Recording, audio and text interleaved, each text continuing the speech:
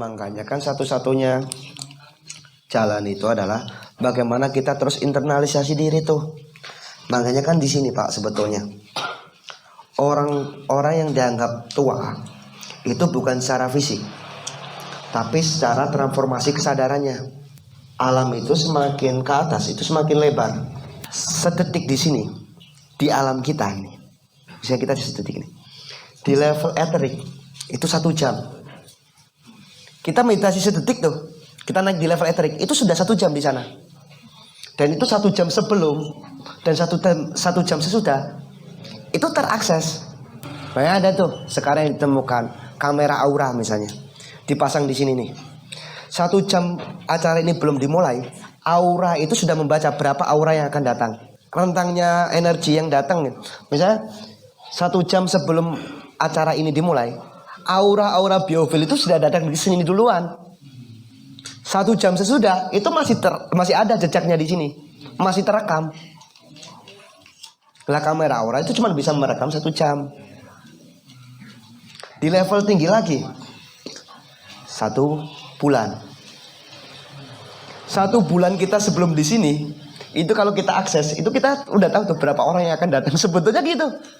Lah 1 jam sesudah masih ada jejaknya itu. Nah makanya ketika orang ini akan semakin di level astral 1 tahun, di level mental 10 tahun, di level spirit 100 tahun, di level integrated spirit 1000 tahun. Makanya ketika seseorang ini sering bermeditasi di level-level ini, secara fisik iya dia mudah, tapi secara pemikiran dia melampaui waktu ribuan tahun sampai ratusan tahun. Kayak gitu. Makanya kalau misalnya ketika ngobrol saya ini dituduh orang yang tua gitu misalnya, saya juga bingung. Tapi ketika mendengar pembelajaran ini, oh ya mungkin gara-gara ini gitu akhirnya. Iya, karena ini mengakses ini, kesadaran kita yang mengakses di alam itu. Lah di singular ini keabadian. Sebetulnya ketika kita memasukin ini, itu sebetulnya kita belajar mati. Maka itulah di Jawa disebut mati sakjroning urip. Ya di sini. Jadi jangan bilang mati sakjroning urip sebelum masuk ke singular. Kan kita sering terjebak tuh. Meditasi yang kok sampai ketemu guru sejatimu gitu. Lah orang kita itu divisualisasikan guru sejati. Gimana mau ketemu? Nah itu kan ditanyakan ke saya. Saya udah meditasi mas, tapi saya masih mencari guru sejati. Kan jadi lucu. Nah akhirnya saya bilang guru sejati itu bukan sosok, bukan wujud sebetulnya. Yang nanti cari sendiri.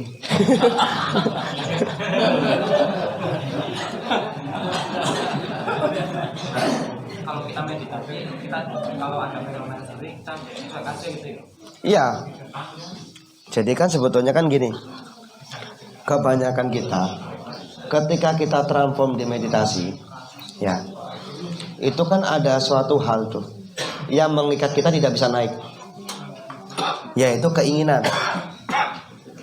Di meditasi untuk mengenali diri atau mencari kebahagiaan itu akan menjadi gagal. Paham tidak ya maksud saya? Ketika kita di meditasi itu masih mencari, itu bisa-bisa kita gagal.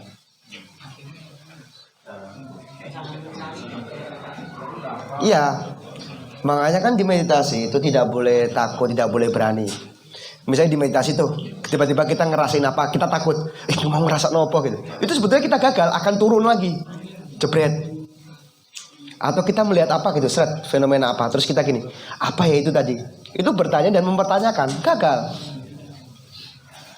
Meminta dan menolak pun gagal. Jadi di meditasi itu posisinya adalah posisi paling pasif. Makanya kan dibilang tuh hanya karenanya dan hanya untuknya. Dan coba tuh hilangkan ketika meditasi, hilangkan semua konsep tentangnya yang selama ini kita genggam. Kuncinya cuma itu. Selama kita memegang konsep penuh terhadap apa itu Allah, kita tidak akan pernah ketemu. Karena kita sudah konsepkan sebelumnya. Terbatas. Ya hijabnya itu sebetulnya itu. Nah itu kan orang-orang pada takut, malah nanti saya dikira apa namanya? Sesat. Karena konsep kita tentangnya itu akan menjadi hijab ketika kita bertemu dengannya. Itu jelas sekali itu. Jadinya kita malah menjadi berhala mental. Baik ketika ditanya itu ada teman saya waktu itu, kan dia merujuk ke ateis. Kalau menurut Mas Ori, Allah itu apa? Saya cuma nunjuk ini. Kalau saya jelaskan kata-kata pun tidak akan mampu mewakilinya. Percuma gitu. Kayak gitu. Karena ia maha segalanya. Makanya kan aku sesuai dengan prasangka hambaku. Ya kan ada tuh juga yang di beberapa di suku itu. Saya tahu kamu menyebut penciptamu itu Allah. Dan nabimu Muhammad. Nabiku cuman Adam. Saya tidak kenal Muhammad. Saya juga punya pencipta. Tapi saya tidak memberi nama karena terlalu mulia. Apakah salah? Ya enggak. Itu udah sangat tauhid. Kayak gitu. Lah kesulitan kita itu kadang kita beragama itu cuman permukaan. Ibadah sendiri cuman permukaan. Bukan sampai ke embadit ke dalam diri. Kan seharusnya kan gini, ketika kita beribadah, bagaimana tuh kita mengakses tuh Asmaul Husna sampai ke pori-pori paling dalam diri kita, hingga sel kita pun berasmaul husna. Pusing kan ya? Kita bicara bioenergi, tapi bicaranya seperti ini. Saya juga pusing ini sebentar. Biar kita lari ke bioenergi aja. Jadi intinya setelah kita mengetahui dari ciri-ciri itu antara yang depan, yang sebelumnya dan sesudahnya, apakah itu diindikatorkan menjadi dejavu? Oh bukan, beda lagi. Dejavu itu tanpa sadar. Dejavu itu kebanyakan ketika kita tidur, kesadaran kita itu kan naik tuh. Lah kesadaran kita naik ini, dia tanpa sadar merekam jejak-jejak morfogenesis. Akhirnya waktu kita bangun, duh, kok saya pernah kayak seperti ini ya? Kalau dalam keadaan kesadaran, sadar misalnya dalam bingung sendiri, sama kan saya pernah kesini. Nah itu dejavu. Itu kan waktu kita tidur tuh sebetulnya. Prosesnya itu waktu kita tidur, kesadaran kita tuh naik tuh. Tanpa kita sadarin. Nah kesadaran itu naik, dia tanpa sadar mengakses morfogenesis. Seret kerekam, kan kita bangun. Waktu kita di situasi tertentu, kok saya pernah seperti ini ya? Itu karena jejak morfogenesis. Enggak, maksud saya begini, pada suatu saat kita ada di suatu tempat atau wilayah yang sebelumnya belum pernah ke situ, tapi kok saya iya, akhirnya kan kita gini loh, kok saya pernah kesini ya? Itu dejavu. Itu prosesnya gara-gara waktu kita tidur, itu kita tidak pernah nyadarin itu. Kalau misalnya kita korek ya, itu waktu kita tidur, kesadaran kita itu kan naik tuh, ngecas lagi dia. Lah waktu naik ini tanpa sadar, itu jejak morfogenesis itu kerekam ke diri kita tanpa sadar. Lah waktu kita bangun tidur atau waktu kita berinteraksi, tiba-tiba kita merasa, loh kok saya pernah kesini padahal sebelumnya enggak. Kan gitu kan?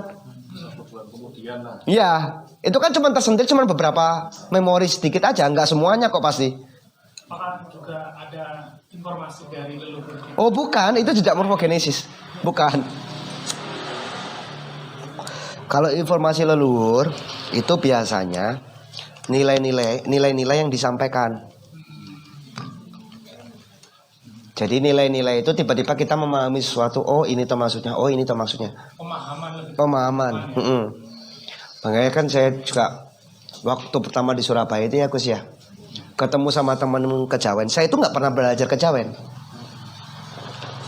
Beliau itu mentok. Jadi beliau cerita ya fenomena gini ini mentok ke gurunya, bingung ngejawabnya, suruh cari sendiri. Nah ditanya ke saya. Nah saya bilang saya nggak belajar kejawen. Tapi kalau menurut saya itu seperti ini. Saya ceritain. Ini. Nah itu yang saya cari gitu katanya. Jadi sebetulnya cuma beda bahasa. Kayak gitu Pak.